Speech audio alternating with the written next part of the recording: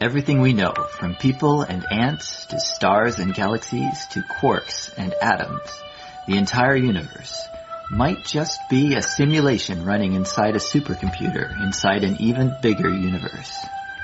Ancient philosophers said that the universe is a dream that we're waiting to wake up from. In this dream world of the imagination, anything is possible.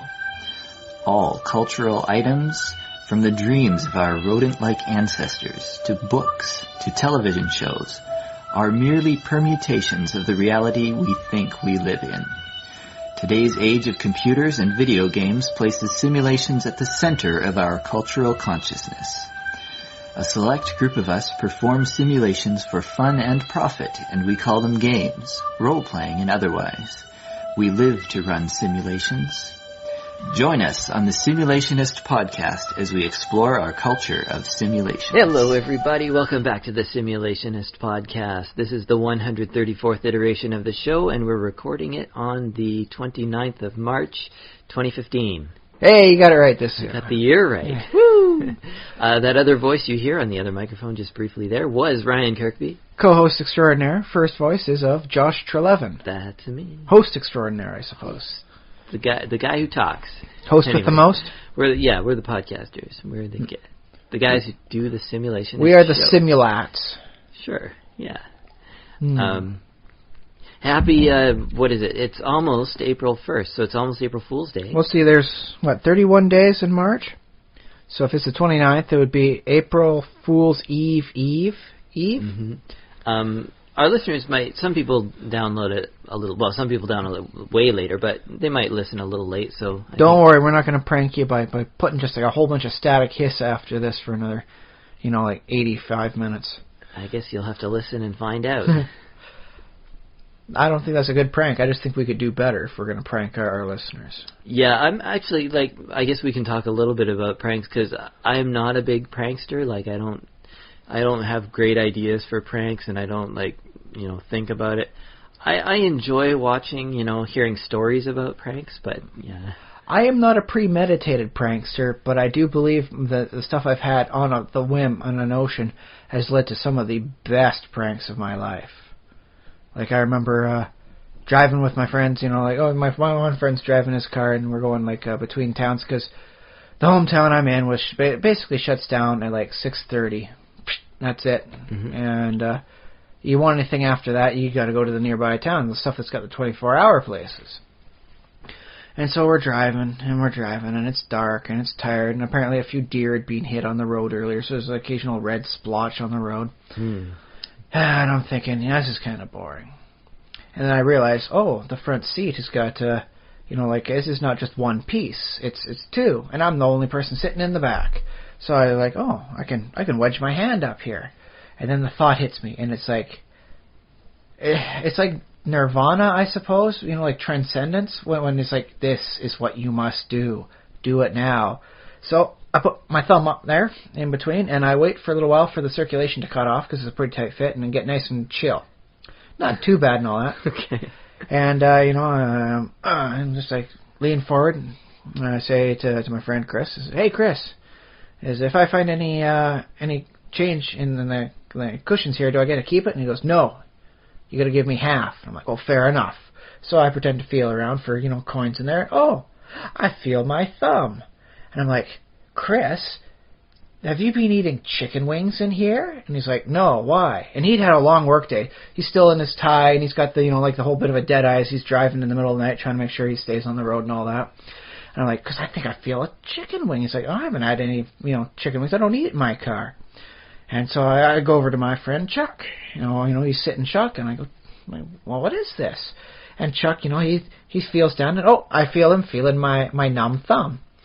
And I play it. I the fact that I wasn't able to crack out and smile and laughter was just possibly the most self-constraint I've ever had.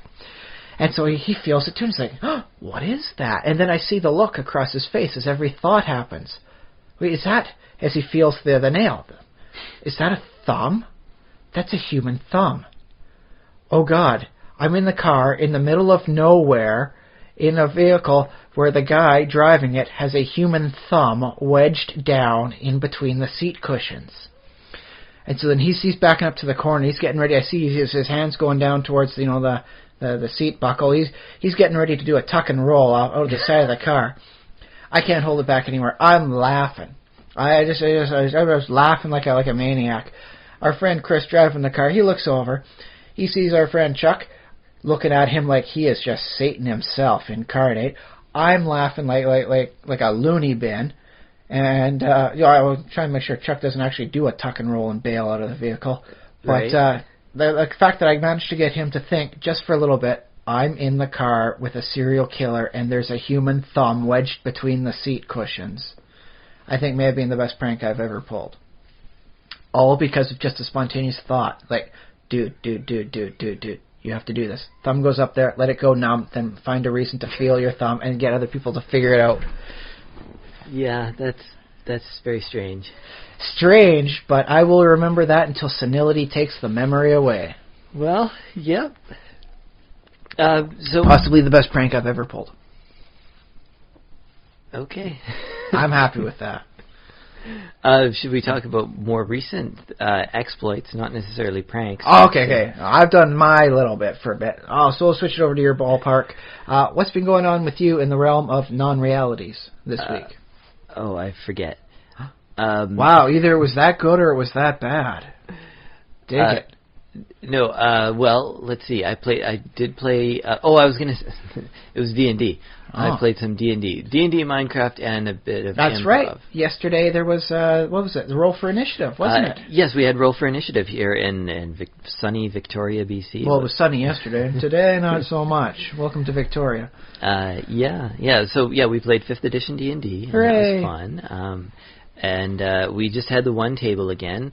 I just want to, I guess, might as well make this the pitch point in the show where we say, if you are listening to this and you happen to be in Victoria, BC, and you happen to have a Saturday afternoon free, it's only once a month, though. It's not every Saturday. But yeah, try and look up Roll for Initiative. I'll put it in the show notes again. And try and get out and see. Anybody can come. Mm-hmm. It is, I think they're charging $10 plus tax. And then they're still working out how they want to do food. Like, the first month they included food with the price, and it was like $15 or something. And then now it's just, you just buy food when you get there, and you can pitch in for pizza or whatever. That is the big gaming question. I do recall a few times like, okay, everybody pitch in like $1 a week, and we can get your pop sort of thing, and we can get it at the good cheap price if we get enough of it sort of thing, and we get like 50 cents a can, so that way it's enough pop for everyone to be okay with, and we can get you some of this and that. Yeah, or I should say chip in. That's the right. Did I say pitch in? I think. No, you get. I guess. Yeah, either way. Pitch and chip both works the same sort of way, I believe. Yeah. So I played some D&D, and I got to play the wizard, an elf wizard. So that's a pretty standard D&D character, but it was fun. It is a little troperific, but it works. Yeah. Which is weird, though, because when you imagine, like, picture a stereotypical wizard. It's some old guy with a long beard, but elves can't grow facial hair.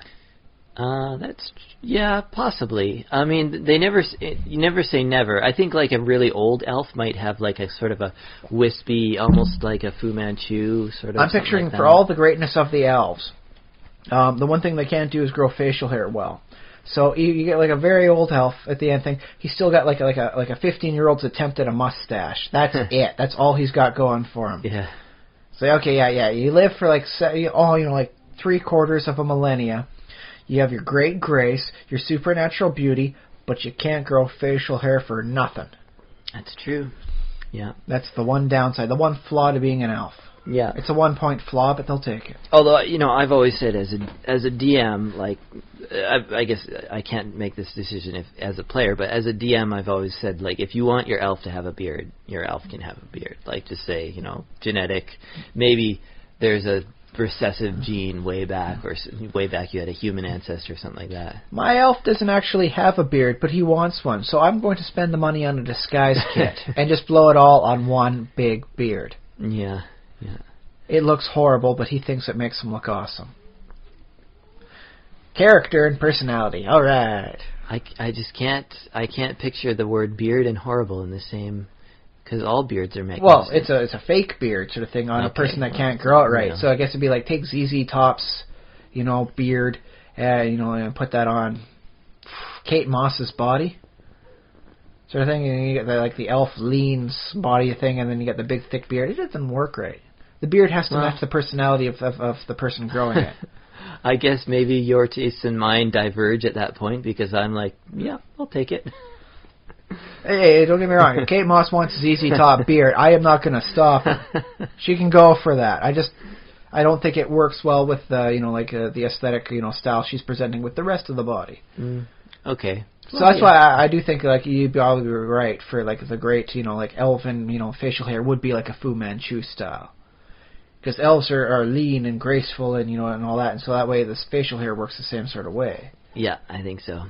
But no, my elf in this particular game did not have a beard. And if you're going up against some nasty dwarves, he could wind up with a beard. What's the role for scalping? Oh my, he's a good character, so he probably is not going to scalp anybody's beard. Although I don't know. So that's that. A little bit of Minecraft. A little bit. What did I do in Minecraft? I did some more building, and I built up one of my towns. Oh, my tree farm town is what I worked on mostly. That's right, because you've got towns for every little thing going on there. Yeah, kind of. I doubled, I added a whole big chamber underneath my tree farm to have a giant mushroom farm underneath there. So it's kind of, above ground it looks like, this fancy, tree structure, and there's 2 levels. It's pretty tall too to be able to fit the trees inside the first level. Very nice. So it's kind of beautiful, a little bit wooden arches and stuff. So it's nice. And then of course if you climb down some cobblestone stairs down into the underneath the tree farm, then there's the mushroom tree farm with mycelium for a floor and everything. So, very nice. So yeah, you did have Silk Touch. Yeah. I have all the.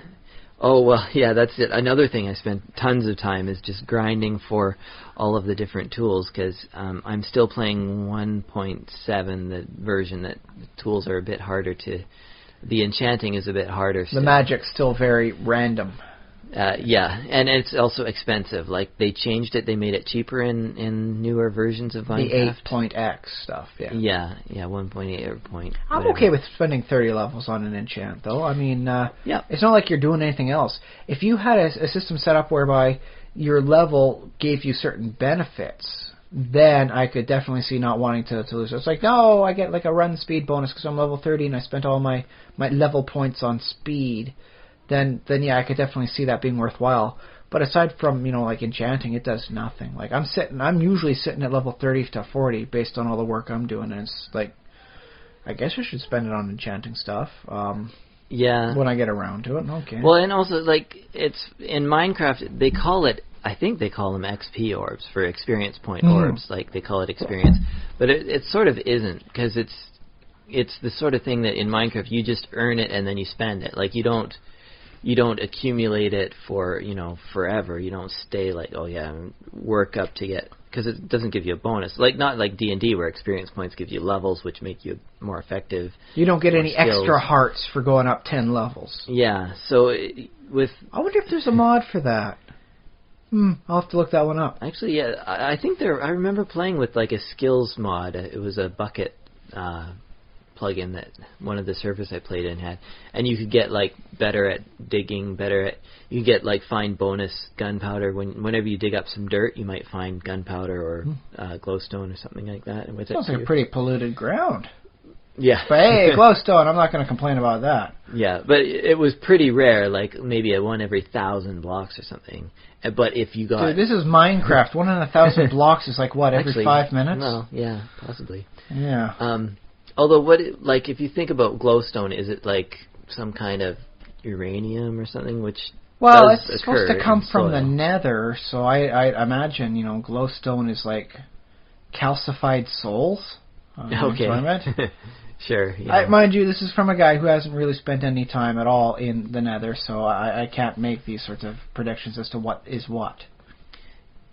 Yeah. So, yeah, I guess, to me, the experience almost feels like it could just be another inventory item. It's you have an inventory slot, and you just collect all of this. It's much more fillable than because if you count all the orbs, you probably have hundreds of orbs in there. But it's just another slot, and it could just as easily be, I'm collecting dots, like, that drop off trees or something. I'm collecting those little Pac-Man pips from wherever I go. Oh, that too, yeah. It doesn't do anything for you. You just gotta get them all to clear a level. Yeah. And I dug a big hole too, and I put like a fishing. I have a skeleton spawner that I like enclosed, and then put some water streams in there, so it's a mob. It's a mob grinder, yeah. Yeah. You've seen how to do those on YouTube and whatever. I have studied them extensively in my attempts to have a lot of fun at hurting the creatures that annoy me. Yeah. Okay, so I have a skeleton mob grinder which like takes the skeletons and then drops them down a little bit, and like I have to stand at like 16 blocks away, like a certain number of blocks away. Yeah. And I was like, I could go out AFK and go, I don't know, make some coffee or... I'll make myself a sandwich. or something like that. Read the news. But I've actually never really enjoyed, like I've never thought that was a good way to play Minecraft. I know it's sort of, in some ways it's necessary. Mind you, there are entire games that are called idle games where what you're supposed to do is nothing. So, rock it. Yeah, I can't. Well, I like idle. Well, when you can run an idle game, it's sort of in the background. It's sort of intended. I have. I'm currently, as we speak, running 2 idle games on my computer in the other room. No, and that's cool. But I feel. Well, I always think that. Well, I don't know if Minecraft. I don't like that necessarily for Minecraft. I like being sort of more active, and I don't like if the game requires you to be idle. I guess it's kind of cool if you can like sort of let it run and it accumulates cool stuff for you. But I feel like maybe I'm just too used to the good tools. Maybe that's why, because I have to get the XP to enchant the tools and have the good tools. I should recommend the Tinker's Construct for you. It doesn't require the levels, but you do have to make the stuff for the enchants. Actually, that probably would be a good idea for me to get. Because I prefer that kind of where you actually it's mining and crafting. It's not just grinding for XP. Well, for me, it appeals to my like very specific nature. I want it to be this. I want my weapon to deal fire damage. I want it to do extra damage, and I want to be able to chop a head, sort of thing. So like if I had to rely solely on the random enchants, I would be forever. I mean, don't get me wrong, I love the random loot drops in Diablo 2. I remember playing that for like weeks at a time, just trying to get the one item. And when I finally got it, it's still in my mind. It's just a magical thing. But not for every game, and I don't think it works well for Minecraft. Yeah, maybe not. But maybe if they put in more random enchants to have, so you can do a lot of extra fun. I did figure out, like, what I wanted to do was, just because I was sort of just standing there and, like, I was so bored. And then it started raining. And, like, I have one little hole, like, with a ladder. So I saw, the rain's coming down my hole. And I thought, wait. When it rains, that's when you go fishing. Because, I think that might not still be the case in the rules, but they had, at least for a while, the fish bite more often when it rains. I could definitely see a change in the drop rates, because I remember sometimes fishing and getting only fish, and other times dropping where, like, if I got a fish like every third thing, I count myself lucky. Yeah. Where sometimes it's like, bones, more ink sacs, another enchanted, fishing pole. Yeah. Hooray! So what I hit on, or the idea that I hit on, was to dig a giant hole. And my grinder's probably about 25 blocks into the ground, so I did 25 blocks deep and about 20 wide and 20 long and 10 wide. So it was quite a lot of digging to get that hole, but it's all open now to the sky. So it's basically a pool way down deep in a nice hole. Nice. And then I added a little waterfall from the top. Make it look pretty. And then I added some little like a grass section in the side, and a cow fell down there, so I have a little cow. Very nice. So it's like a little tiny oasis down there, and so now. Have you ever heard of Wangdong? No. It is a large cavern complex in China where in a few spots the ceiling is collapsed, leaving it to be effectively like a giant fishbowl-like ecosystem. Oh yeah. And like there are like entire little forests growing down there because with the light in there you get the soil and you get the all stuff going on there, and so you've effectively got what you've just described. And I'd recommend doing a Google search and saying like, I should find this and that and make it actually look exactly like it. Well, I will do a Google search. If I find it, I will put a link in our show notes. But if our listeners just feel like Googling it on their own, that's cool too. It's phonetic. Wang Dong. E-R? E-R Wang Dong. Okay, cool. So, yeah. I think I got that right. Yeah, well, I do recommend looking for it. It is just the photos of it can be so beautiful. So that's what I'm picturing when you're describing your little thing, with the bonus that yours actually like spawns and grinds mobs. Right. Yeah, because I built it next to my spawner, so I can stand in my spot, my target area where you need to stand for the creatures skeletons to get circulating, and then I stand there and I can throw my fishing rod. I have to stand. I'm not quite directly under the sky. That's the other thing. I think that water has to be open to the sky, so then it might actually not be the case. But either way, I guess I got for fishing. I don't think so. I remember in a 1.6 map where it was like, okay, now it's nighttime, so I can't do my outdoor building because I'll get blown up and I don't have all the stuff I need. And so what I wound up doing was just finding like what was a mostly enclosed underground little like lake just under the surface, how they sometimes form. And I just go fishing there until like daylight started popping out. Okay. So I think you don't need. I do recommend it because what you've described sounds absolutely beautiful.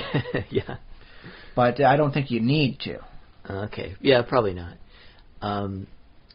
So I sort of stand in a little cavern and then fish out into this pool, which is down and there's also nearby there's a mine shaft, like an abandoned mine shaft with all that. I haven't been in one in a long time, but it was always fun going there. So if I need string to make more fishing rods, there's some spider spawners in there, so I can go in there. Yeah. So that's what I did in Minecraft. And simulation-wise, also I did improv class, which I don't think there's much to report. I mean, it was very fun. I had a lot of fun today, but it's more improv. Very nice. So I think that was my week in simulations. Briefly, there. I think the biggest thing for me that got me was just reading as to what's going on with the next version of Dwarf Fortress. Oh yeah. I want to. I've been reading the developer's log, and he's been coming up with like poetry, randomly not the poetry itself being randomly generated, but the style and the purpose and the pattern of the poetry is all randomly generated. So it describes a poem. It describes like the nature of the poem, and it's like the beat structure, and like this is a morale type poem. This type of poem is designed around like a drinking song. The first verse, ascribes the question. The second verse answers the question and reaffirms it. And sort of thing. And it's randomly generated. It doesn't actually generate the words in it, but it's like you can imagine what it's like by hearing its description. And they're also doing stuff, not just poetry and reading and writing. And so libraries are going to start coming in. And there's effectively he doesn't want to describe it as a tech tree because a lot of the stuff doesn't rely on anything else.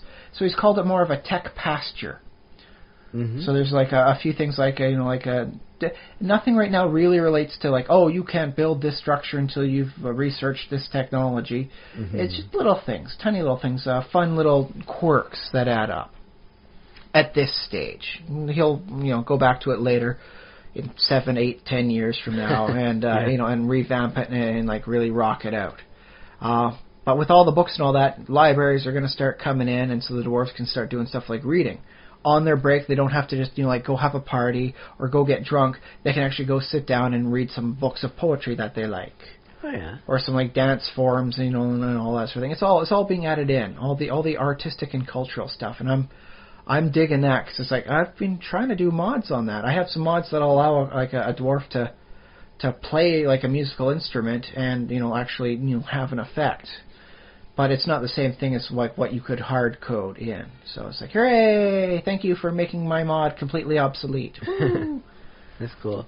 That reminds me of The Sims a little bit. I played a bit of The Sims, and I had my Sims sort of reading different books out of their libraries, and they have titles, and you can even be a novelist Sim, and you can name your book and have other Sims in your little Sim world can read them. Yeah. Yeah, and that's the same sort of thing as what's going on in Dwarf Fortress, but with a lot more description. So, like a dwarf in like Fortress, like maybe in the next 2 years, could have a library. They send like an army out, to go fight the Necromancer's Tower and come back with the Necromancer's books with the secret of life and death in them. That's and cool. there's going to be like people coming to their fortress besides the caravan now. So you can get like entertainers coming by, like, oh hey, I'm just a wandering entertainer. Maybe I can put on a show for you and you can give me some free food. And it's like, well, sure. Provided, it's not like a secret spy coming to find all your traps. So that next time when, like, the goblins invade, it's like, oh, they dodge all your traps because they knew where they were. Haha. So it's like, oh, maybe you do want it, maybe you don't. And then so it's adding a little bit more style. And I'm going to cross my fingers, leading towards potentially getting permanent, like, non-dwarven residents in your fortress. Oh, yes. I know it's called Dwarf Fortress, but, like, would it kill me to, have, like, a couple, like, elf refugees when the goblins are, like, smashing their place? Could the elves stay here? I could build a nice little treetop for them. Ooh. Well, I've always sort of had in mind that D&D, like, we've become very used to the fact that elves and dwarves are different things. But if you go back to various iterations of fiction, like back in time to, before Tolkien. You go to Scandinavian stuff, there was the light elf and the dark elf was the dwarf. Yeah, so they're sort of, in a lot of ways, dwarves, gnomes, elves, goblins are all kind of interchangeable. Like an elf might actually be the same thing as a goblin in some stories. I will say there are an interesting number of similarities between the two in Dwarf Fortress, in that they're both immortal and don't need to eat. Yeah. As well as some interesting stats. Otherwise, because they do really, if you look at the stats and how they go, goblins really do look like corrupted elves, although that's never brought up in any of the histories. Did I tell you? Sorry, this might be a bit of a tangent, but did I tell you about sort of my ideal for the way I want to run a D&D world? But basically, my next world is that I don't necessarily want to have just these are the 6 races of intelligent demi-humans, and they never the two shall breed, but rather I want to have my world be of like thousands of different like little variations. And it's almost like a Darwinian, like how like hominids had at various times during human history, there were like, dozens of different hominid species. Yeah, and they got like coexisting. That one, what do you call it, Java? Not Java, but that Hobbit species. Although Florentiensis. I will note that there is some counter arguments on that it's not like a shorter species of human. It may just be a child skeleton that was improperly identified. It's possible, yeah. I think I read that too, yeah. Either way, whatever. But in this case, but we know that there were multiple species of humans. Humans had cousins. Yeah, exactly. So I wanted to we may have killed them, but we had cousins. I was thinking, well, if you just take that and add that, add a little bit of fantasy flair, you can have just like dozens of different, sort of a continuum of tribes, almost like between elves and dwarves, and you have some like orcs, and where they all branch off together. Yeah, and they might have like each tribe might be called a different thing and have a slightly different, look and slightly different mix of powers. So basically, it's like a very much more rich world. It's also a little bit difficult to write down in the book, because I guess maybe what you'd have to do is just every time you met an NPC, you would roll randomly for their traits and roll a random name for their tribe and say, okay, well, this is a gloof. It's a little bit different from an elf, but it's kind of like a gnoll, but yeah, all these little things. But I think that's sort of where I want to go next, anyways. I can dig it. Yeah. So, what are the chances of me playing something from, say, the Savage Species book and being like an elephant man? Yeah, something like that would definitely be in the world. Like, it's just very rich. I could dig being an elephant man. And it's also, I also want to bring in like sort of multiple, multiverse, like many material planes, so that and with lots of connections between them, so that you have even if you can't fit all of these species on one planet, which you actually, the Earth is pretty big, you probably can. Well, that's the thing is I have the concept of maybe the planes shouldn't be all just generically qualified as infinite. Maybe all the planes should be like continent-sized, but still finite. Sure, you can fit a lot of stuff in there, and then you don't have to worry about like, okay, what happens if you keep going west? Okay, keep going west. Okay, keep going west. Yeah. So that way it's like, okay, like every like material plane is like a continent-sized planetoid, effectively. Uh-huh. And then that way you can have all these planes with the portals interconnected, and you don't have to worry about like, okay, well, you know, like what happens if I don't want to go through the portal and I just want to keep following the setting sun? So, yeah. Well, like I suppose that way you can get away a little bit more with like the one biome planet. Like, are you thinking? Okay, maybe like with an alternate plane, like if you had sort of Arcadia or whatever, or Mytopia, okay, let's take one for example. So say Arcadia, and it instead of just being like, I think in the Planescape it has like 3 levels, and each level is effectively infinite, like sort of in 2 dimensions. It's like a flat plane that goes on forever. But instead of that, it could still be theoretically infinite, but it consists of basically worlds, sort of infinite worlds connected by whatever, maybe portals, maybe not connected in some cases. I was thinking more about the problems kind of like with like the 9 hells, in which case you have like the city of Dis, and that's like the second plane. It's a city that's infinitely sized, which means it's either very sparsely populated, has no central government, or you have to admit that no. There's more to the plane than just the really, really, really, really, really big city. Mm-hmm. Which they had in second edition. I mean, the disc was like the center of the plane, because that's how you got from one to the other. There was like a center. How do you have a center in an infinite plane? Is like that's something I got to sit down and just really let my mind groove out on. Yeah. But like outside of that, I mean, like the demons are doing, or the devils are doing their one thing in Dis, and then you've got Set, the mad god from like the Egyptian pantheon, trying to build an infinitely large black pyramid that would shift the center of the plane to there. So it would no longer be Dis as the center, but actually, the black pyramid of Set. Mm-hmm. And it's like, wow, I actually kind of dig that a little bit more, because that way it's like 2 competing factions on the same plane for like somehow shifting the center of the plane back and forth between what's the most important. It's like, I see story potential in there. I see conflict. It's not just like it's. But, like, in a smaller, sort of like, I mean, you could even have something really small. You could have, like, an island-sized continent sort of thing. Like, and that way, like how the elves have their wonderful, like, ocean, like Atlantis retreat sort of thing. It's like, what's beyond the ocean? Well, nothing just kind of wraps around on itself. It's not really that big a plane. So, whatever. I guess, I mean, you could almost a little bit pseudo, Spelljammer or pseudo...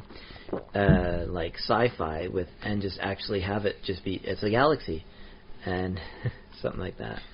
It does work a little easier in some respects that way. I just think the previous edition's habit of just putting infinite for size as a default leads to be a little bit of a problematic issue, especially with Bytopia.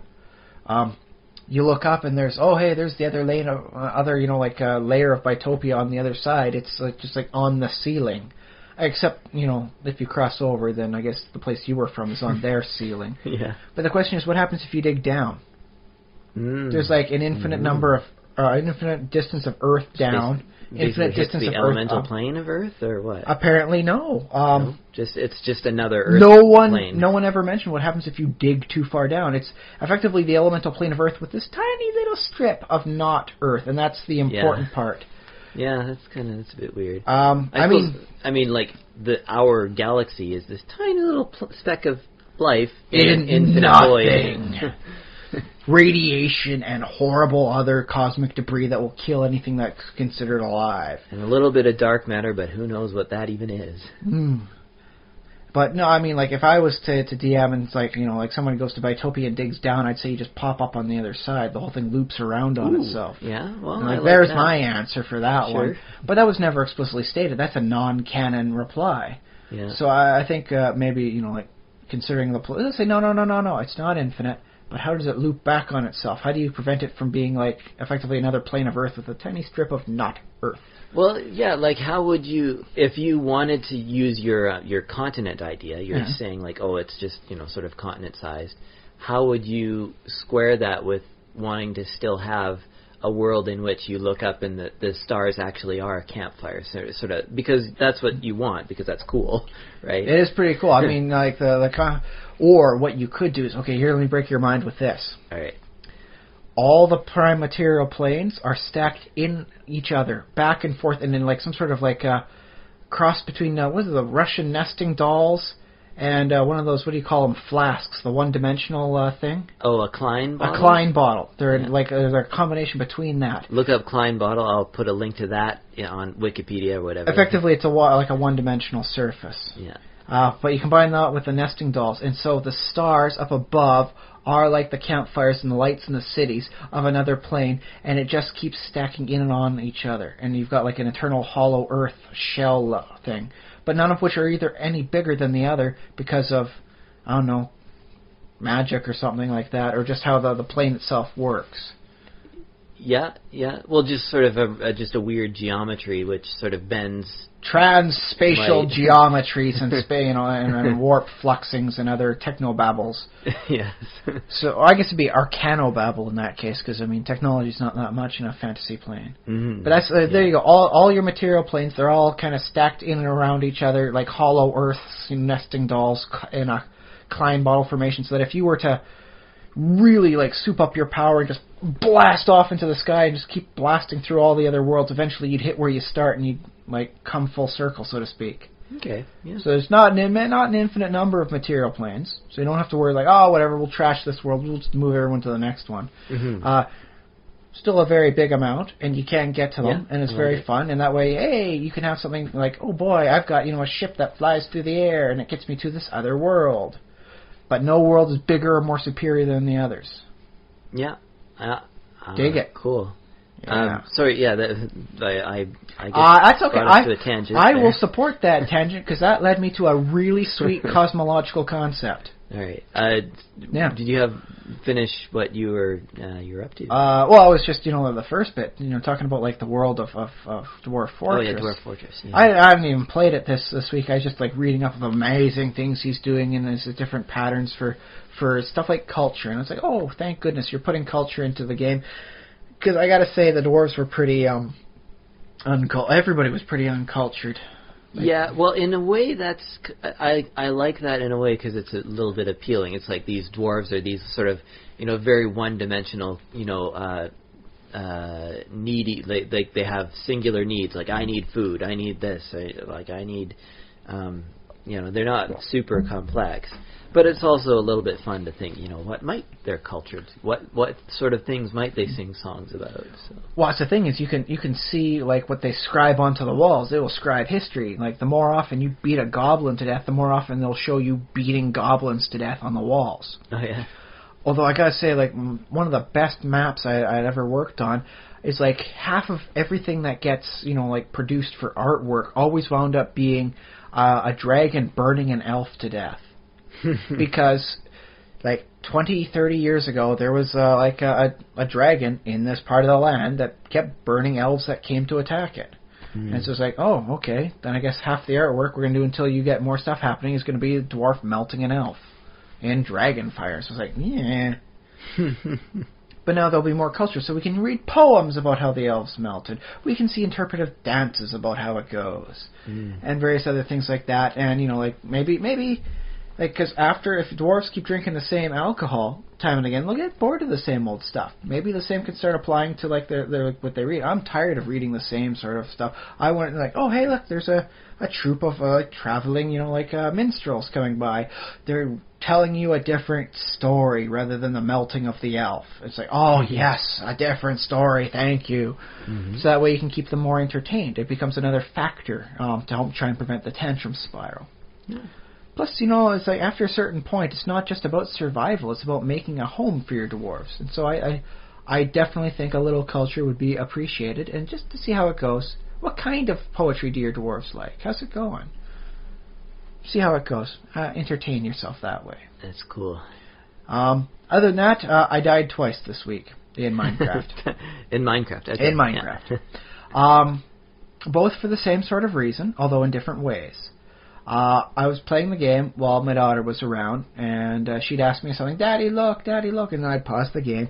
Okay, what's going on? Okay, help her out with this or do that, play a little bit, and then I come back to the game, unpause, and then something happens to me.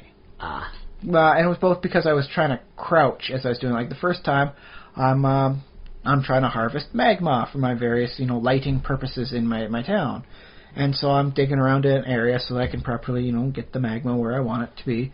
And I'm crouching. Oh, pause the game. And then when I come back, I unpause, but I'm not crouching, and I slip down into the lava, and it's too deep to properly jump out, and I burn and die, and I lose everything. Ooh, yeah. But that's okay. Yep. Because when I came back, I was a different character. I Gandalfed. I was not, like the character of the grid, so-and-so the light. Mm-hmm. And I made my weapons better. I was working with like a wooden, or sorry, not wooden, but it was a wooden handle, but it was a stone blade I was working with. Like horrible Stone Age technology. Yeah. It got the job done. I wasn't fighting a lot of creatures, but I upgraded everything into bronze. And now I am killing stuff in a single hit now. It's no longer nice. 2-hit stuff. That's because I also have the tactic of run, charge, and jump. And when you're in the air and you're coming down on a creature, you do more damage. And I'm knocking them back because I'm running at them. It's a very good way to quickly defeat creepers. I'll give you that much. Mm-hmm. But suffice to say, when I'm attacking, one of those, squid in the little lake I've got, I don't need to hit them twice. They're going down in one.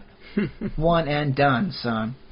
I made myself a shovel using the Tinker stuff, and I decided, okay, you know what, no random enchants on the vanilla stuff, to try and get this. So I did it. I got all of the gear together, and I made the Silk Touch enchant on the thing, and you finally got the Silk Touch you've been talking for about forever. It's like, no, okay, I tried it the vanilla way, it wasn't working for me, I had so many of these, items go through, and they just didn't get me what I want. I'm doing it in the way that gets me some results. Mm-hmm. And so I've got grass in my town, and I went up to one of the floating islands from the Tinker stuff, and I was digging out the slimy grass. I don't think I'll actually use the slimy grass. I put some down. It looks a little too bright compared to, like the desert sands. Do you like the aesthetic of the sort of brownish, yellowish grass in the desert? I do like that. It's not as bad as like when you're next to some other biomes, like the ocean, not the ocean, but like the shoreline goes really brown. Oh, yeah. This is still I got a nice, decent green hue to it, so I'm okay with that. Yeah, some people I know don't really like that. That's why I decided to try the slimy grass from one of the floating islands, which is how I died the second time. Right. As it turns out, when you're on the slimy grass sort of thing, you kind of sink in a little bit, and that qualifies the same way as like walking or crouching when you're walking downstairs. So when I unpaused, after helping my daughter out again, I fell way down. I had just enough time to pause the game and go, well, I can't move over next to the river. I think you're pausing in midair. I'm pausing as I'm falling. Say, okay. Now how do I stop my death here?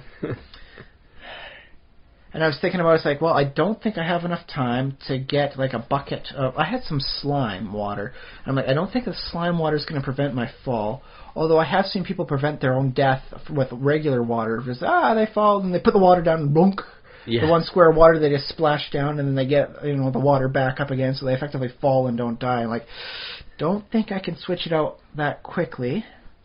I guess I'm just going to have to die and go get my stuff again. But I was able to get all my equipment back. Hooray! And then nerd pulled my way up and get my stuff. And So is there a difference between your second personality and your third? Or did the second one not really live long enough to sort of develop? I think the second and third are closer to each other than the first one. Okay. Either of them are to the first. So I'm doing stuff. I am considering, I went on a big trek to find the mystical woods, various trees you find from the Thelmcraft mod. And I did, and I brought some back, and I came back loaded with stuff. I came back off on my trek with all sorts of goodies. Oh, cool. And I probably could have come back with even more if I hadn't run out of room. But I'm thinking of making another trek, and I'm going to go down to the southeast, and I'm going to get some of that mycelium, and I'm going to come back, and I'm going to have, around my wizard's tower, a mycelium grass area where I can grow giant mushroom trees of my own. Haha! Yeah, that's cool. I'm doing stuff I didn't do before. It's like, I guess I could do this. It wouldn't be too hard for me to get the silk touch enchant, but I'll keep trying this way. No, that was the old life. I am the new one. I'm getting this stuff done. I'm going down into the depths. I'm going to get this. And when I go back down to get... Because I didn't leave all my stuff in my inventory when I died the first time. I had a bunch of stuff I had stored up against the wall for where I was collecting my magma into my seared boxes and all that. Okay. So I can go back and get that. But no, what I'm going to do is I'm going to set up a room. I'm going to build a room, put a door up there. I'm going to have a bed. I'm going to have a nice spot there. And that's where I'm going to be. That's where I'm going to be working out of. No transient underground explorer am I. I'm going to do this right. I'm going to do this professional. Cool. That said, I think the one thing I really do regret that I haven't been able to recreate for all my items is the bow. Because when I was fishing, I got a bow with an infinity enchant. Oh, yeah, those are nice, yeah. That said, the current bow I'm using does have a flame enchant on it, and that is really, it definitely makes me want to consider the dynamic lighting mod, so that whatever I shoot in the darkness will glow and all that. Yeah. But I'm like, either way is good, so maybe if I can get the Tinker stuff up together and make my own bow. I'm trying to create a longbow, but I'm going to need some more. Yeah, I think what my current bottleneck is at for thread. But I know where there's a couple spider spawners I can effectively get stuff from. But I just have to, I'm busy getting other stuff done. I've got grass to work with now. Haha. And I'm getting all sorts of things done here. I'm planting trees, magical trees. So I'm quite enjoying that. And I'm like, if I could play more right now, I'm pretty certain in the next 24 hours of gameplay, which is I guess spread out over the course of a week, I can really get a couple more things done. I think by this time next week, I'll have hit the nether. Very cool. Yeah. Well, that's good. Or at least have a nice setup design for my, because I'm planning on putting, all that stuff and all my monster spawners from the Soul Gem mod into like a kind of like a prison penitentiary style. So if I don't have the portal up and running to the nether, then I'll at least have the outline set up, because that's my next task. I'm going to do it, man. I'm going to go there. I'm going to get this stuff done. I'm hitting another world one way or another. I'm a guy who does stuff now. No passive archaeologist am I. Not like my first life. Yeah, that's good. Yeah. So how many times in Minecraft, have you died a lot, or have you counted how many times you've died? All told, Minecraft? Do you know? I do know it is very much decreasing as time goes on. Okay, so you died a few times when you first started. Oh, I was dying all the time. Oh, left, right, and center. Well, mind you, back when I was starting, the Minecraft in my first couple of worlds, that was back when the villages had, the zombie hordes attacking every night. Oh, yeah. Oh, my goodness, did I die a lot there. Not from the zombies or anything, but from the creepers. Yeah. But no, I'm getting better at it. I'm getting better tactics, and I'm rocking stuff out. In my own perspective, it's not like I'm going after the bosses. I'm not fighting the Ender Dragon on a weekly basis these days. Yet. But that's it. I'm doing stuff. I believe by the end of I'll put by Wednesday. I think I will have the alumite material in my game, which will require, a couple different things for me to get. But I've got everything in place. I can do it, and by golly, I'm that kind of person now that will do it. So it's like, rah, I'm an active person, not just, somebody who's building houses. Oh, I am still building houses, but I'm doing it at a quicker rate than before, too. That's good. Yeah. Haha. So that's basically been my week in fiction. I did some nice stuff in reality, but, it's not fiction-based. Cool. Yeah. But I'm happy that I died in the long run. I'm kind of sad that I lost my stuff, and there was like a lot of boxes of magma that I had with me. It's like, oh, I hate losing that. But you know what? In the end, I'm a better person. I'm more well-equipped right now, and I'm going to rock stuff. Plus, I got dirt, with soil on the top. Woo! Look at me, I'm all fancy. So, yay! Oh, and I've got magical wood. Ah. Oh, yeah, the blue trees, yeah. The blue tree stuff. It's not just me being lewd about my masculine skills. I don't, No, I actually have wood that has magical properties. And I'm growing trees that will grow nodes of energy. Although I do have to be careful because there's a potential that growing these trees will turn the local area from a desert into a magical forest. But you know what? If that happens, I might just roll with that. And if I can get enough of these saplings, I might turn the central part of my town into like a magical forest. Because I got grass, and I can grow these magical trees in the area, and it'll be nice, blue, beautiful trees growing up in my courtyards. I'll see how it goes. Play it by ear. Yeah, sounds fine to me. So I believe we do have a main topic this week. Yeah,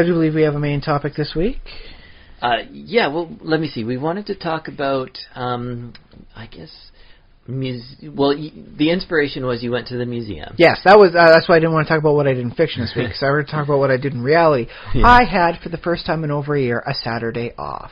And my wife always has a Saturday off. She's a Monday through Friday kind of worker. So it's like, we could be a family. And so we had a nice family day together. It wasn't necessarily a special, it's like a holiday or anything like that. It's like, no. It's a Saturday. It's like, ooh. So we had some banana pancakes, had a little nap, and then I took my daughter down to the museum. And the museum was great. They were doing all sorts of nice, wonderful stuff.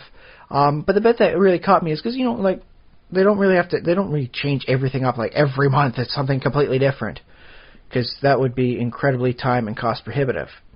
But what they did do to spruce things up for those who'd been there before and all that is they put in little Easter eggs.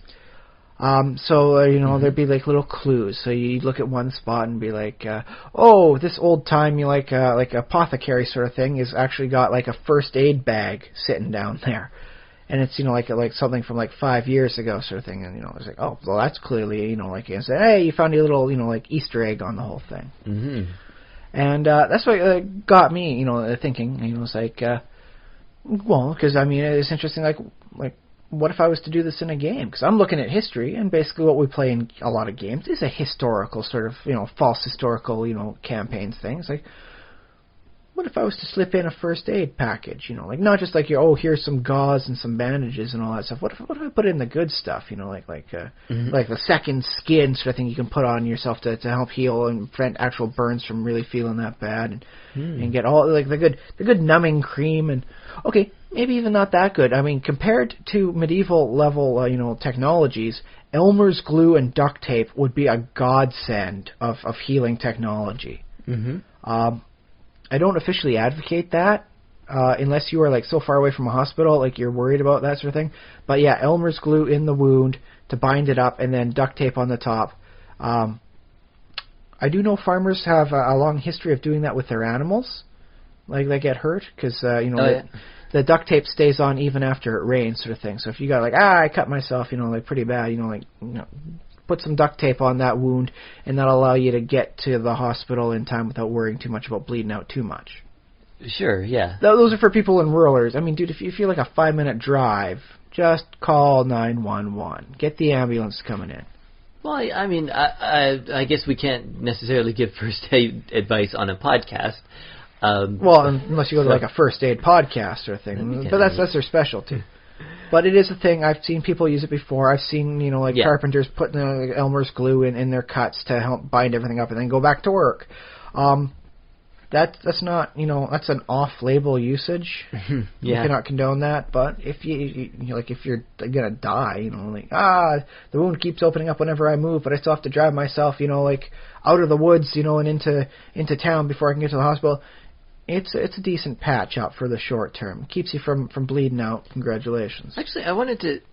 Can I go on another tangent? Oh, yeah, go tangent away. I mean, dude, that's basically a secondary name of our podcast. Speaking of wounds, it just occurred to me recently that especially in a game like D&D and a lot of role-playing games and stuff, for some reason you don't get the scene that you see in movies where you have like a person's been shot or hurt or whatever. Oh, you shot me.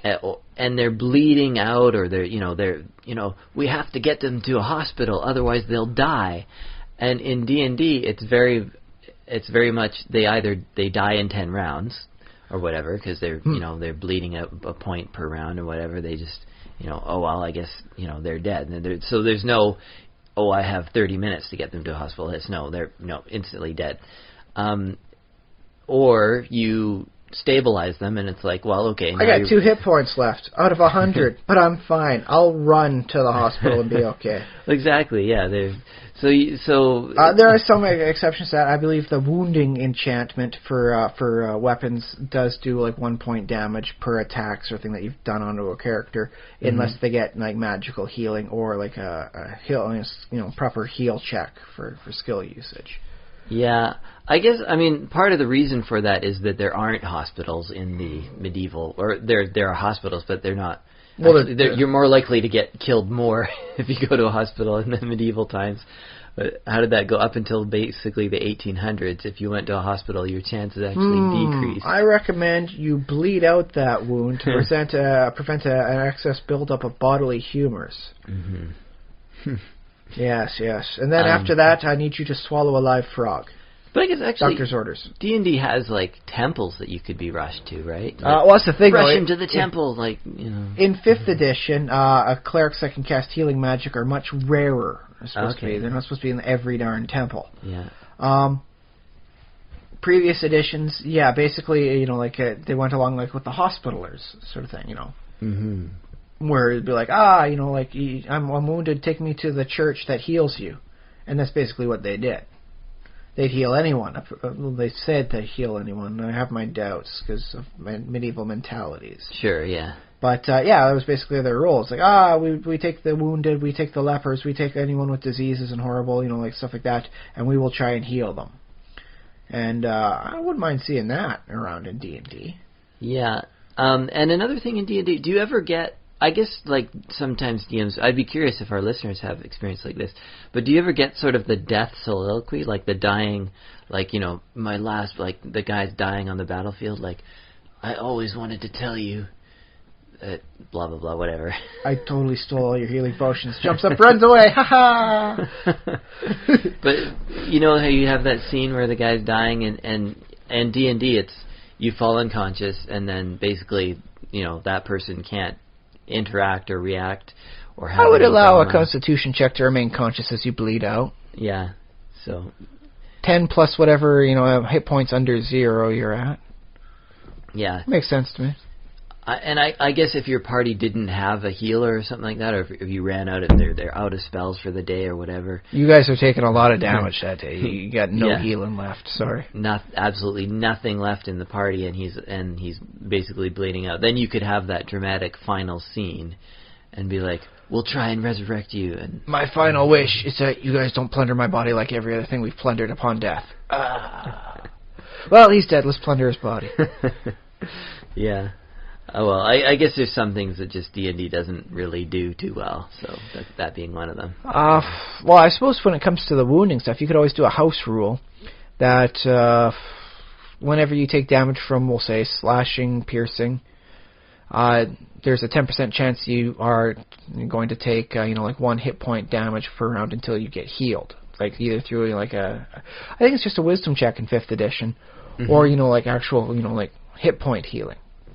Oh, so a stabilization only even when you're at positive hit points. Yeah. It's like whenever you get, dude, you took a stiletto in the sternum.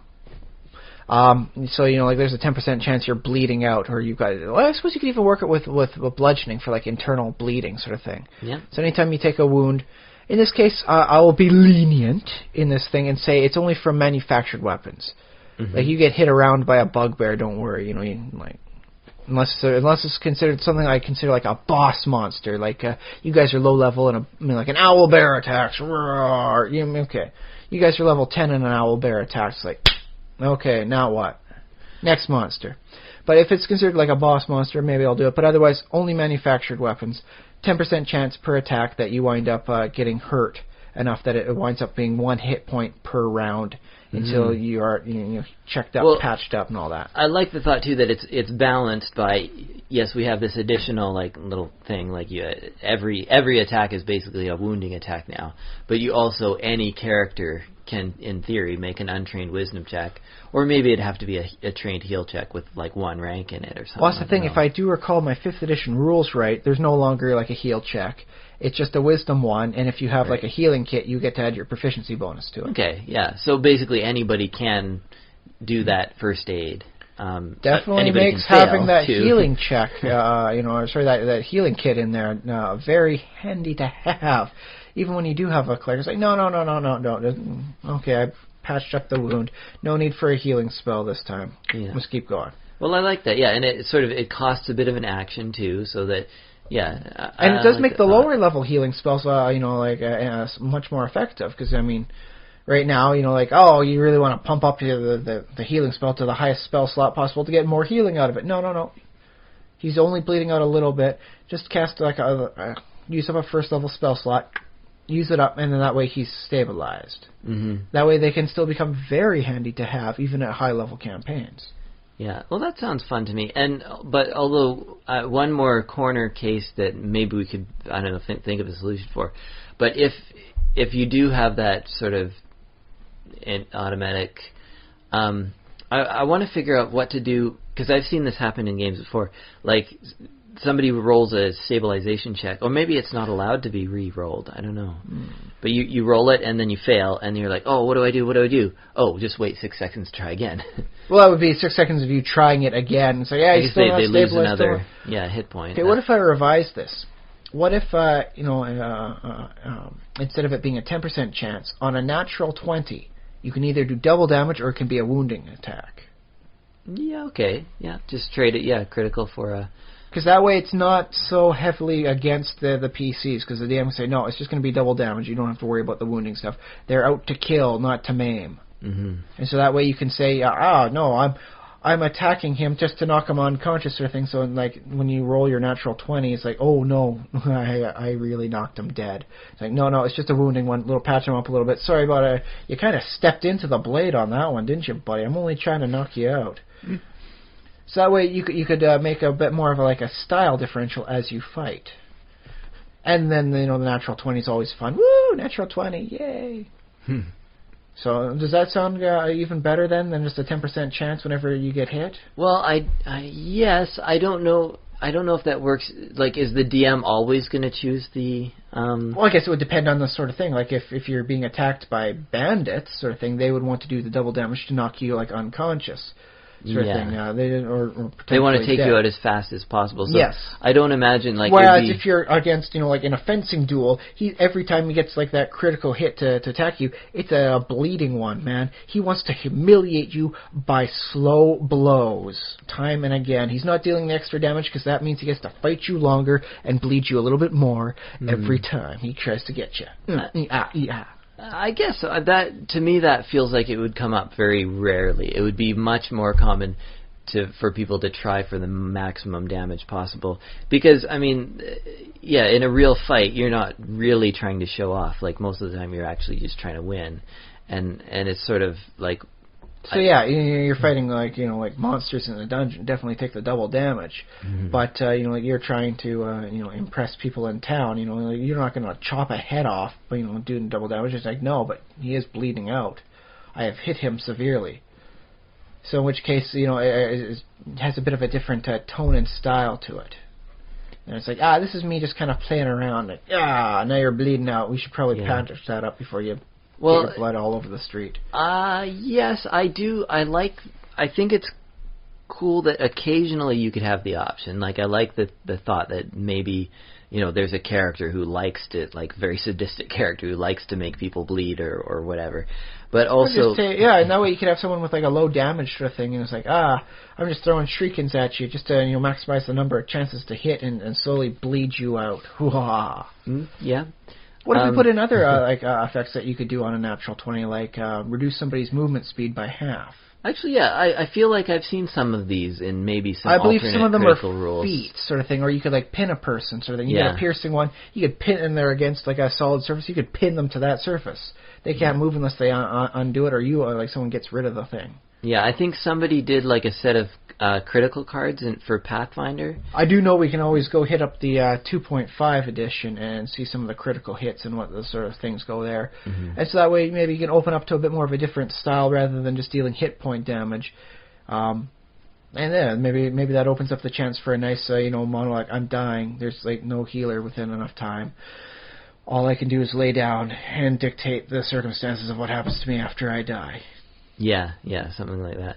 But the one thing I think we're still missing, and we don't have to necessarily have this in D&D because D&D is not necessarily made for this, but the one thing that's still kind of missing is a little bit of that random element of just, something accidental happened in combat, like accidentally got cut in the wrong place, and, now I'm, I didn't mean to kill you that way, I meant to kill you this way instead. Fuck!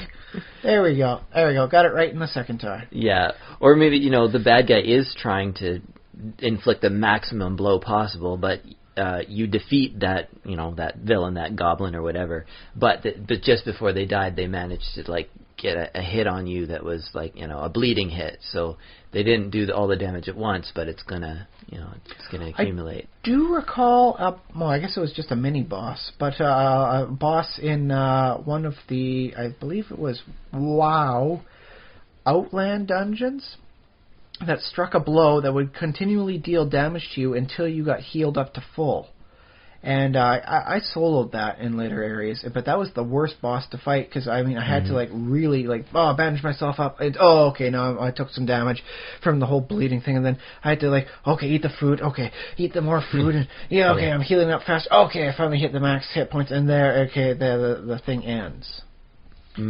So it was a very interesting after the fight situation then to try and stop me from dying from his horrible wounds.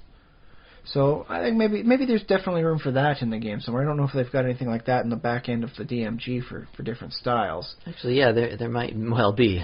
So there's a lot of stuff to take in there, different styles. But I could see us coming up with a nice little list of potential. It doesn't have to be double damage, buddy. Here's some other options you can have some fun with. Yeah. And that adds to a little bit more of, I believe, maybe a dynamic fight scene. One person, you stab, oh no. You stab them a little bit, but their clothes are also pinned to the wall. You leave your dagger behind, you switch out to the other one, and you go for this. And that person's bleeding out, and I've wounded you, run. And so that way you scare the bleeding guy off. It's time to interrogate you, Mr. I Can't Run Away. Mm-hmm. Oh, and yeah, do you remember, I think we've talked about this before, but the way that people used to hunt, deer and stuff. Still do, technically, in many cases. Yeah, you hit them with your bow or your bow and arrow. I guess you hit them with the arrow, not the bow. Hit the you want to go whole hog, throw it at them. Throw the bow at them. But yeah, you shoot your arrow at them with your bow, and then you get them, but that doesn't instantly kill them. The next thing you have to do is basically follow them as they try and run away while bleeding, and eventually I don't know if they just become weak enough that you can catch them, or they just die on their own. That is humanity's technically preferred hunting method, is persistence predation. That's why we have dogs as domesticated animals. Wolves were one of the only species that could keep up with us for sheer terms of stamina. Mm-hmm. Okay, don't get yourself, you guys aren't listening to us out there, and then, with the high end of stamina, it's I run for 10 minutes, and then I get so wheezing tired. It's don't worry. That's 5 minutes longer than most animals in the kingdoms can do. True, and then after that, just walk. You can walk for days. Yeah. We are an amazingly, persistent, horrible apex mega predator. Mm-hmm. We are some nasty stuff, man. Take pride in that. We scare the bejesus out of anything else in the animal kingdom. It's been chasing me for 15 minutes. It's still not stopping. You think that's bad? The wolves have joined in with them. They're working in cahoots. There's like no way to stop us, man. Yeah. We're crazy. But yeah, that is a preferred method, is wounding them and then just chasing them until they collapse. Yeah, so the bleed-out mechanic sort of is built into humanity, I guess. And that's kind of weird when you look at it, like D&D doesn't have that as a thing. Yeah. But I'm sure there's a nice way to homebrew a rule in there that works. Yeah, if you really wanted to. If you found it somehow important to you, which I guess maybe not the most important. And it doesn't necessarily need to actually be a 20. You could say that if you deal so much more than a percentage of the creature's maximum hit point total, that's a bleeding hit. Mm-hmm. Sort of thing, like the old death by massive damage thing. It doesn't matter. You got 200 hit points, buddy. You just took 50 in a single blow.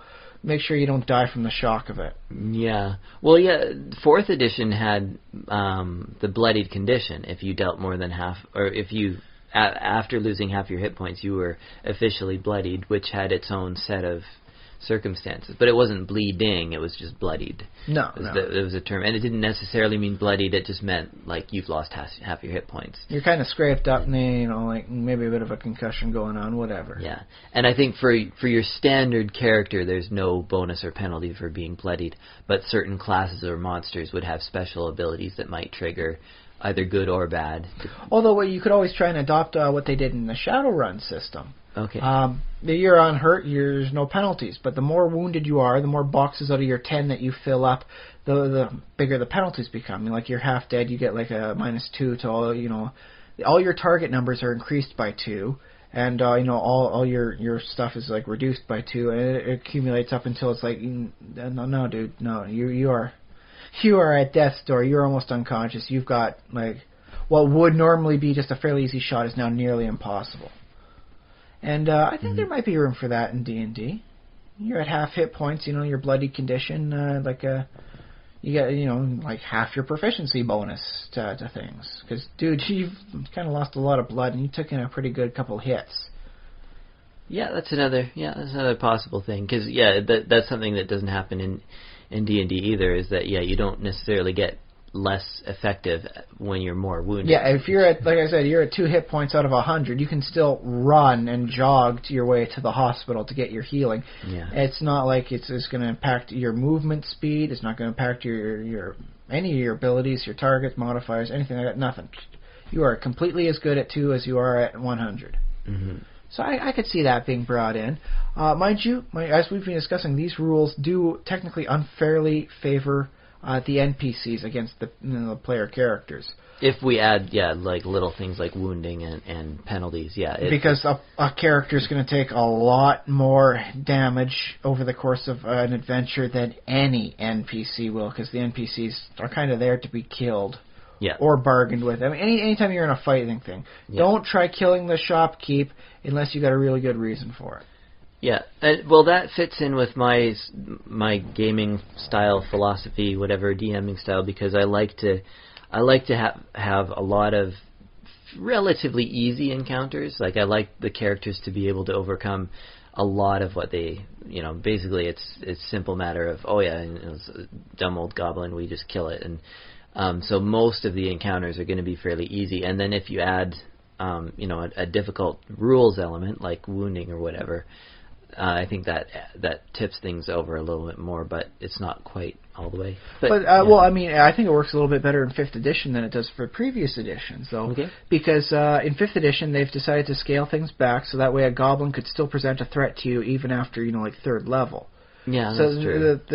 They have a bit more of a danger spread zone sort of thing. Mm-hmm. If you imagine spreading jam on toast, it's like this stuff goes further.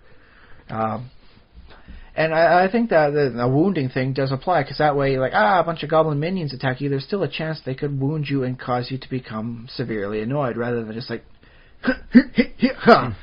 whack-a-mole, just knock all the goblins down and then keep going. Yeah. Collect the prize that pops out of their, their treasure, like pouches, and keep on going. So in which case, I think something like a wounding rule, where even a lower-end character can inconvenience or even potentially threaten. I mean, you get a lot of little guys shooting at you.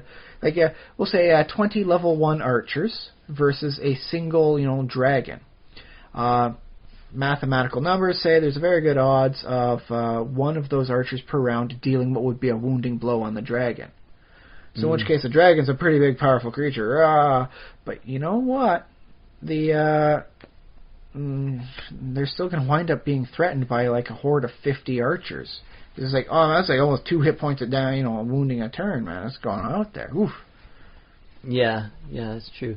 Although, like, does it make sense if there's a dragon that has like 200 hit points or whatever, and then you manage to like hit it with a little, small-sized dagger, like, I got you, 1 hit point damage, and the dragon's like, darn, and the dragon just for some reason just happens to not have the first aid skill or high enough wisdom or whatever, maybe it's got a low wisdom so it can't do first aid on itself, so the dragon's like, oh well, eat the hobbit or whatever, okay, done. That was a fun combat.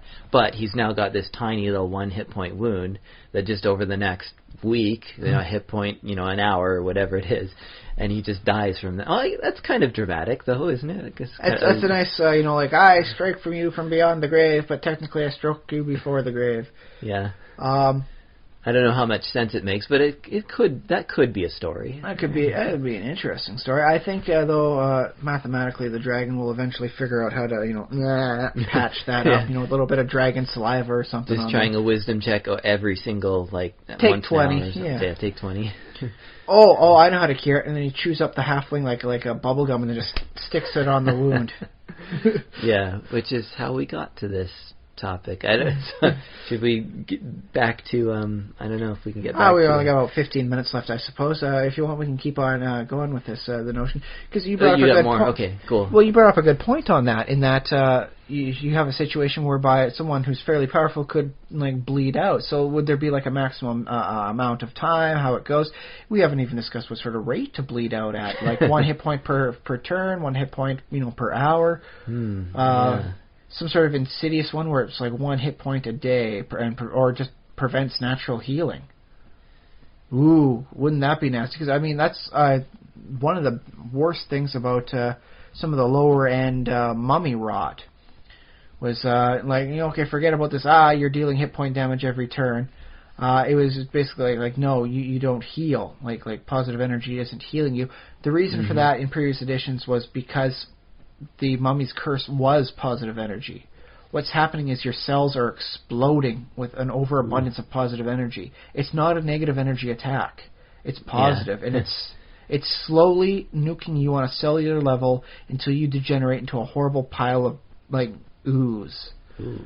As your cell walls just all kind of dissolve out. It's that was pretty nasty. And then again, mummy rot's always been pretty nasty.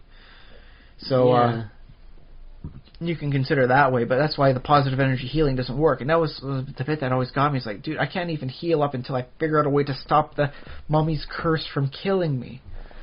And that's why I would even get paladins for a while. Unless you were a really high-end paladin, they could still be brought low by a magical curse like mummy rot, because it's not a disease. Your paladin's immunity to disease does not affect, can't mummy rot protection. Yeah, it's a curse. Well, buddy. I think if you get high enough level, I think paladins eventually it kicks in that. But that paladin's not going to live long enough to get that many levels. Well, quickly, I have to earn 5 levels, otherwise I'll die from this mummy rot. Okay, I can't heal up from this, but you guys can heal up from magic. So I am going to beat the tar out of you repeatedly and use lay on hands until I gain these levels. So, cleric, warm up the wands of healing. I'm going to have to pick a fight with the ranger a lot. I guess I'm also thinking you can sort of structure it based on how long you want it to take for a character to die. Because I remember, I think I was watching Reservoir Dogs or something, and they're saying they got a wound to the gut or something like that. It takes hours to bleed out properly. Yeah, it takes some hours or something like that. And then, but you could also, in theory, you could have a character take a head wound or something and be in a coma for days or weeks or months even. And where's that in the D&D rules? But thank goodness it's not. I hate, because the amount of times, I've had a person of average size, but someone else has got some guy weighing 400 pounds, 8 feet tall. It's dude, you fall into a coma because you got badly concussed or whatever. I cannot pull you out. Like, I'm going to have to, like, if you want to adventure with me and we're dealing with these rules, you're going to have to pony up for a pony that's going to come down in the dungeon with us to help pull you out when you fall unconscious. Yeah. So, I suppose for 5th edition rules, you could always make this, until you complete a long rest. Get your 8 hours rest, and then any wounding stuff stops. Sure, yeah. Of course, that goes to, it's like, I went to sleep bleeding and I woke up clotted. But that doesn't really speak to a smart move, but whatever. It's a nice way of marking it. I guess you could, in theory, you could roll like another version of the death save. A D20 roll. Above 10, you succeed, and below 10, you die. And sort of, you take your long rest and just find out what happens, in the morning. Like, is he going to be alive or dead? Kind of deal. That does add an interesting, suspense action to it. All we can do is hope. Hope he won't bleed out overnight. Yeah, something like that. Definitely, it's making me want to roll a cleric a little bit more and more as we go into this discussion. It's like, I don't have to deal with these rules. I got healing magic. You guys can all line up behind me, or bleed out. Well, the other thing another thought I had was that it's maybe a character might require that wisdom check, which is not a big hurdle to pass. But unless you got a really low wisdom score, before they can receive the magical healing, they might have to get a first aid before that. Well, you could have a weapon specifically designed for that, like a dagger that's designed to break off, sort of thing, for the tip. Mm-hmm. So you have to take the tip out before any. Or you could work it with a little tiny blowgun darts, right? Doof, doof, doof, doof, doof. Yeah. It's like, congratulations, you now have tiny little studs of metal in your body if you want to get proper healing. Grab a pair of pliers and start pulling, buddy. Yeah. You could even work it for a natural stuff. You could make a porcupine be a really nasty, or maybe not necessarily a porcupine. We'll make this some sort of fantastic creature. What's some sort of play on words on porcupine? Spikupine. Forget this. We'll just take a note from the Diablo 2. We'll take the quill boar, as it was called there. Oh yes. And it threw quills at you. So that they don't actually throw quills at you in real life, but you know what? This is D&D fiction, whatever. So you got your quill boar, which is basically a porcupine that has a ranged attack that shoots you with the stuff, and then it sticks in. It's designed to be barbed, sort of thing, like a harpoon whale. Yeah. A whale harpoon that sticks in, and then it's got the hook, so when you try and pull it out, it rips. So you want to get this stuff out for proper healing. You need to do the heal check to properly pull it out, and put it along the same area as to where it came in, so that way you're not dealing extra damage. Otherwise, take a point of damage as everyone comes out. Yeah. So I think that could turn something that's basically like a porcupine. Whatever. It's like 1-2 hit die creature. Not a hard problem. It's just something like. They're not that hard. They won't kill you, but it's going to take you forever to get the stuff out and then properly heal up. So in which case, maybe discretion is the better part of valor. It's like, you know what? I got 5 times the hit points as you do. I got a magic weapon, but I still don't want to fight these things because they're just annoying. So, whatever. Kind of like how Sturges have been in the last couple editions, where it's like, they're not really that tough, but if they land a blow, they're going to deal Constitution damage to you. And that's I'm on 15th level, man. A single point of Constitution, that's a half a chance at losing 15 hit points. That's a pretty nasty attack for what's effectively like an uber mosquito. So I think maybe something like that, just a lot of creatures could stand to have a little extra fun. I think that's one of the things that WoW did best was create these fictional counterparts to creatures so that they can do these weird things. Yeah. So it's like, no, zebras don't do that in real life. That's why this is a zebra. We changed one letter, haha.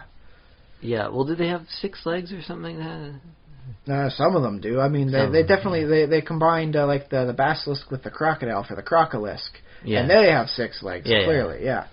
And so that's an interesting thing. Then you can have crocodiles effectively dealing these weird, crazy attacks. It's like, well, how's it doing that? Crocodile's doing no, don't worry, dude. It's not an actual crocodile. It's a crocolisk, which is a somewhat kind of magical beastie.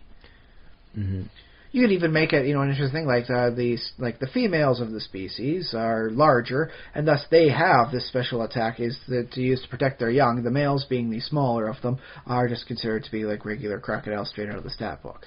Done. That adds a nice little thing. So that way you feel like it's like, oh, this is like a real sort of creature I'm going in for. It's like sea lions, how like the male is 4 times the mass of the female. It's like, this has got some interesting quirk that makes it feel like not just like I'm fighting like a stat block that's coming my way. So I think just putting in those little rules with those little quirks is like like it does this or has a little different heck, for a crocodile you could say you get bit by a crocolisk and there's a good chance of getting disease. They've got like a diseased bite because they've do they eat carrion and they don't brush their teeth? Yeah, makes sense. You could take some of the low-level bard things and apply it to a bird. So you've got like these birds that sing that inspire confidence, and greatness. Ooh, I like that. Yeah, I mean their tweeting is just so inspiring that they are well cultivated about it. They don't sing when captivate, in captive quarters and all that sort of thing. So what some of the best people in the land do, the best creators, the best architects and sculptors in the land do, will have an area that are open to their studio, and the outside area is just perfectly designed for these birds to come down and eat the food and be wonderfully protected and relaxed, so that it will induce them to sing. So that in turn it's my muse, and the guy begins sculpting, and he gets a bonus to his sculpting check, and next thing you know, he's created a better work of art than he could have done alone. I like that. Yeah. Or you get the opposite. You have crows of discombobulation or something. Okay. Bad pun warning. You got crows whose beaks will raise the dead. They're necros. Okay. There you go. Necros. And that way it's like, why are all these zombies wandering the countryside? Murder of necros came by. There you go. I like that for a fantasy world. Yeah. Necros and necroosters, as I've discussed in previous iterations. Yes. The necrooster's the domesticated form, as controlled by low-level necromancers. Mm-hmm. So there you go. And I think it's just those little things that add the quirk. So as we were saying, the wounding fight in a D&D battle changes things up. It makes it seem a little bit more dynamic as things go. Yeah, I hope so. I mean, I would have to see it actually in play, and I do worry a little bit because sometimes it can be just a bit of a pain, it's not really as much of the challenge. It's just now we have to do this extra step after combat and this and that. Well, congratulations to a world of slightly better realism. It's not like you get into a fight and then you just walk up to the next fight. You know what they call that? Barroom drunk. Yeah. Yeah, if you don't take that step to watch yourself, okay, I think there's tooth's a little loose. Make sure it's in there right. Okay. Now you got to check yourself after a fight, man. You don't just keep on walking. Yeah. That's one of the most unrealistic parts of D&D that doesn't involve the word magic. Well, and also, I suppose as a DM, you might need to restructure your adventures and not necessarily have... Because it's... Well, that makes every adventure a little bit more threatening, and that way you don't have to put in so many fights per adventuring session, because each one is a little different. Each one is a little bit more heightened and dramatic. Well, I guess I don't know why I'm sort of picturing the whole medical aspect of it, but maybe it's because I watch so much Grey's Anatomy and ER and stuff, because you have that whole are they you didn't mention House. I'm heartbroken, dude. Oh, and House. Yeah, but House doesn't do as much ER stuff. Admit it though, House would be totally a dwarf in D&D. The grumpiest, most curmudgeonly of dwarves. Yeah, grumpy, horrible dwarf. Yeah. So the question then is, can we get Hugh Laurie to voice a dwarf in some sort of fictional campaign style? Well, he does voice work, right? Yeah, he does very good voice work too. What did we just watch him in? It was a cartoon we just watched him in. He's also think he's been doing a lot of stuff, as well as some very good singing. So we could get him to be like a dwarf that plays jazz and blues sort of thing. Yeah. Yeah, so I mean it's because you could almost you have the fight, big knockdown, drag out fight, fight, but then you have a second sort of scene, like a second set okay, now we fight the injuries, or sort of now we do. And if you could, like, I think maybe D&D might not be even the best system to work with this, but you could make that almost as dramatic as the fight, like a very. It should be. I mean, fights are not something you just walk away from. Like, whatever, dude. This is not a '90s action summer, blockbuster going on here. Yeah, and we have. Unless you want to play it that way, in which case I'm not going to tell you not to. We have our model now too in like shows like ER, House. Grey's Anatomy, there's probably more that I'm forgetting, but yeah, we have our model of the medical drama now that we could sort of take and see what scenes we can adapt to sort of a role-playing game. And I would like to at least apply a penalty to any person that's like walking around in filth and has potential to contract a disease because they're wounded. It's like, no, I bandaged up to it. Okay, you don't get to take the penalty then. You get to roll proper. Like the thought of the cleric just having to scrub in after every battle, like they have to do the wash hands for sing happy birthday 5 times. They don't have to wash hands. They have the prestidigitation. They have the wizard, cast a prestidigitation, or I guess it's it's a different name for it in 5th edition, but I effectively do that to clean up the hands and as they scrub, and then they go for doing this stuff here and there. I would like to see that. Well, I think the cleric and the druid both have their own version. Like, there's druidcraft, I think a druid gets. Yeah. They really should have had one name for the whole thing, just that does basic little magic. I like the flavor of it, but maybe they didn't need that to take up the book space to write 2 different versions of the same I will spell. say they did occupy less space in this edition than previous ones for spells. True, yeah. So that's, okay, you guys cut down the stuff. You wanted different names for it, go for it. Yeah. So yeah, I think that's been an interesting. I think we never got to the main topic, but I think that was a very interesting tangent we went off of. Might have to save Easter eggs for Easter, maybe. Yeah. I don't know. Or another I time. guess it works.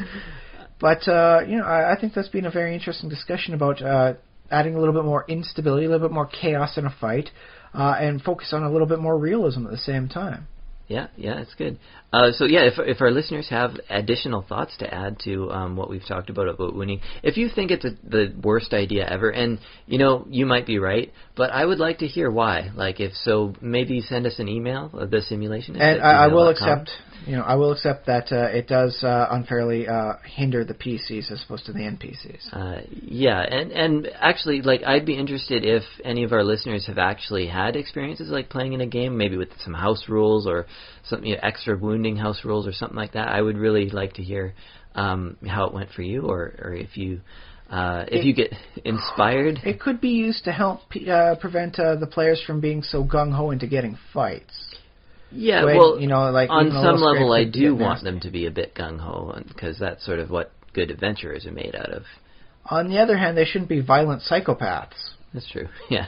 So, So, yeah, I suppose we need a bit of balance. But yeah, I mean, if this has been discussed in another forum or something, I mean, you can go over to, like, the Facebook, end of our things and just post up a link so everyone can see. Say, hey, this was discussed here, and I think it brings up some good options. Yeah, and I'll look around, too, a little bit on the web and see if there's other discussions. But I'm going to be hitting the second point, 2.5 edition, and I'm going to be looking up some of the rules there for different little effects rather than just pure basic hit point damage. Yeah. Facebook.com/The Simulationist is where you can like the page, and I believe anybody can comment, right? Yeah, it should be open to everybody. Yeah.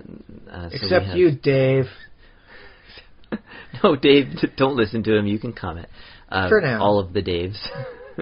Not just all the Daves, just that one Dave. You know who you are. I think we probably have several listeners named Dave. But if you're the Dave who knows who he is, then you know who you are. I don't know. You should know who you are if you know who you are. Talking about, but I'm making it up. Don't worry, Dave. It's not you. It's the other Dave. Okay. The other Dave. Yeah. He knows what he did. Also, you can leave comments on our YouTube channel. It's the same sort of structure. Just type in the little box, and that's it's all personal preference. If you want to be on like the Facebook sort of thing, you can post the same comment. Some people just don't want to post up on like YouTube because it's like, oh no, I'll be a YouTube commenter. Then I think our Facebook. With our show, I think. Don't judge. Enough. Don't worry. If you want to send us a note any which way, we're not going to say, "Oh, it's just a YouTube." Well, I was going to say we're small enough that we don't have enough comments that, like, if there's something really bad, then I can't just either delete it or whatever. We'll keep it. But generally speaking, I don't like to delete comments unless they're seriously bad or horrible. Yeah, spam or like aggressive abuse. But yeah, you know how to. Our listeners know how to do all that, so they can type in youtube.com/thesimulationist to get there. And also, of course, another great thing that you can do is leave us an iTunes review. We're really hoping to get some more of those going. Little iTunes traction. And you don't have to give us, maybe you want to, I don't know, maybe you could give us 5 stars if you feel like... You can't give us 6, apparently. Can't give us more than 5. But give us as many as you feel that the show deserves. If you listen this far, I suppose you... But you know what? I'm going to take that as a good thing. They can't give us more than 6, but then again, they can't give us less than 1. So if they really hate us, they still have to give us at least 1 star. That's right. Yeah. Got it made. But yeah, we need some more iTunes reviews, and of course, leave comments in there too about what you liked and what you didn't like about the show, so other people can decide for themselves how they... You really want to hear about those Easter eggs? Let us know. We'll make sure that's the topic next week. We won't even talk about what we did. We'll go straight on into Easter eggs. We never talked about Easter eggs, my favorite thing. We didn't hide... Maybe there is an Easter egg hidden in this episode somewhere. Play it backwards. See what you can hear us say. Don't waste your time too much, but hey, you never know. Hey. People did that thinking they could hear satanic messages from various 80s hair and rock metal bands. So if they had the time to do it backwards, don't think your time's going to be any more wasted. These were singers that could barely get a line straight forwards. Don't worry about going in reverse, and people are still listening at various speeds. Mm-hmm. Did he mention something on that one? Is they're manually adjusting the whole thing backwards? So yeah, don't worry. It's not like you'd be alone in wasting time. If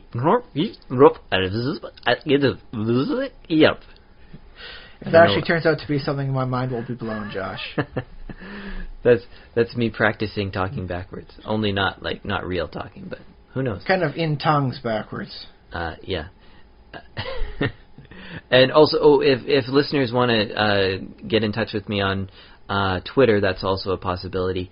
I've been, I keep meaning to tweet more. I do want to tweet more, so maybe if people encourage me by... I don't want to say you have to follow me. Make him rise to the challenge. If you at least just tweet at me and just say, hey, what's going on, and that would be good. So @SpaceBoot1 is my Twitter handle. That's the numeral 1. SpaceBoot numeral 1. And you can find me on Twitter. And I think that's all the social media stuff. Type us into Google. You can probably find us there somehow. I don't think there's any bootleg version of us out there, so yeah, it's all legit. Yeah, and we're also on Stitcher too, so there's that. That's another way for you to find us. And just in real life, if you have a friend who's also into games or books or movies, or just has some free time that needs to, maybe your friend works night shifts and doesn't have anything to listen to. Maybe your DM kills you through sheer massive damage of a whole bunch of critical hits and says, sorry man, that's how the dice roll. Send them a link to this podcast and say, hey, these guys had some other options. Maybe you should consider it, so you're not killing me all the time with your double damages. That would be that would be good. So yeah, send us. Use this as a tool, man. Your fellow D&D players, to your dungeon masters, and to your uncles and aunts and grandmas and everybody. Anybody that could use our voice. Yeah, and we would be very grateful to you, and I think they would too. I think they'd be happy to have a free podcast. Oh, I don't know if I need to say this too much, but we do have a Patreon.com account, which you can sign up for, totally optional, but you can help us out financially with the podcast, and that would help, cover the cost. Cover the cost of the podcast. We do it very cheap. We don't. We don't spend a lot of money on it, fortunately. I think a good portion of our budget these days goes to spending money on pop. So probably just basically food and gas, which we would mostly use anyways. So. Yeah, you can help us out by getting us even more caffeinated. That's right. Thanks for listening. I guess any more words of parting there? I've been Yibkirk Mayer. I've been Nivaler Chai. Thanks for listening. Take care out there. We'll talk to you again in 7 days. Send money.